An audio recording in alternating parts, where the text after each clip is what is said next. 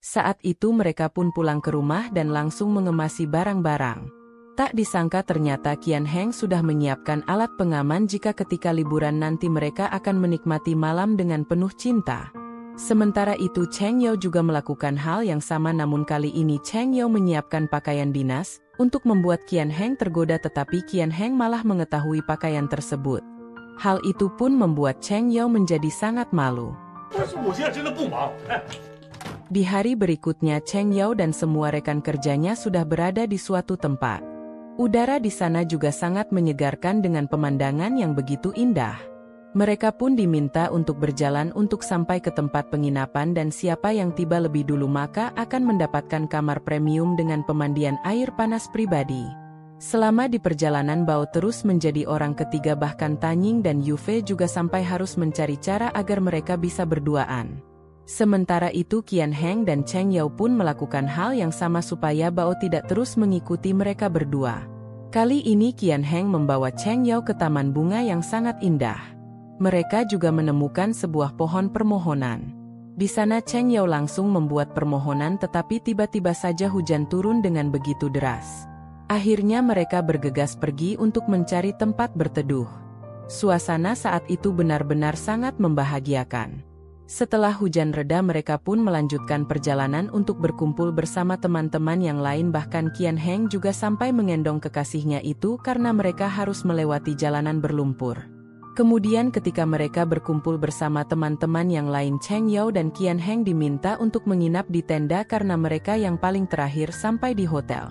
Sementara itu Bao berhasil mendapatkan kamar VIP, namun ia harus memilih satu orang untuk menginap di samping kamarnya sebab kedua kamar VIP itu memiliki satu kolam renang air panas.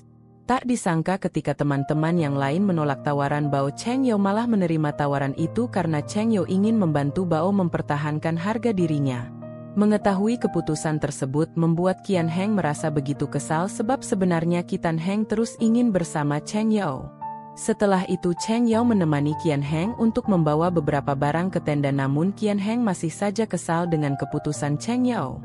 Sampai akhirnya suasana pun menjadi begitu romantis, tetapi lagi-lagi keromantisan itu malah harus digagalkan dengan sebuah telepon.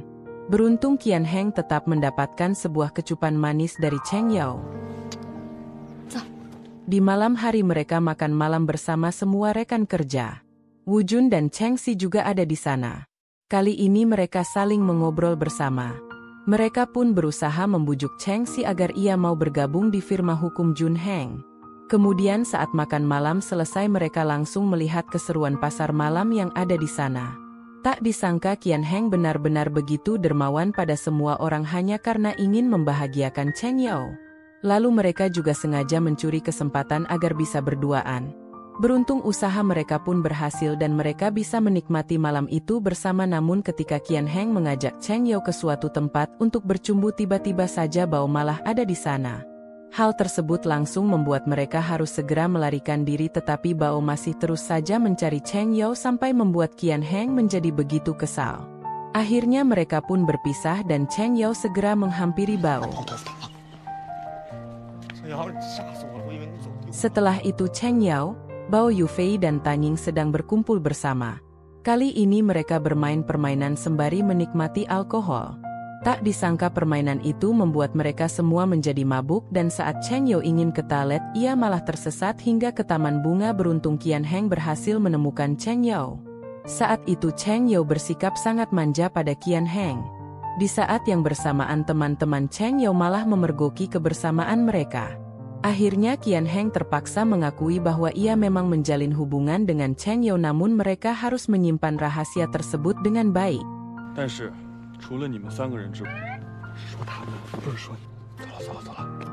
Kemudian Qian Heng langsung membawa Cheng Yao untuk beristirahat, namun sikap Cheng Yao malah terlihat sangat mengemaskan.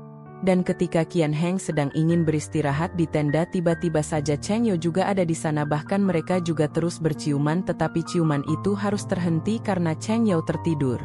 Akhirnya Cheng Yao pun tertidur sembari memeluk Qian. Keesokan harinya Cheng Yao baru saja terbangun, namun ia merasa bingung karena berada di tenda Qian Heng. Tak berselang lama Qian Heng pun ada di sana dengan membawa bunga yang begitu indah untuk Cheng Yao. Hal itu membuat Cheng Yao merasa sangat bahagia. Lalu Qian Heng mengantarkan Cheng Yao kembali ke kamar, tetapi tak disangka hal tersebut malah diketahui oleh Bao. Wu Jun juga ada di sana bersama mereka. Akhirnya Bao langsung menyelamatkan Qian Heng agar Wu Jun tidak merasa curiga tentang hubungan Cheng Yao dan Qian Heng.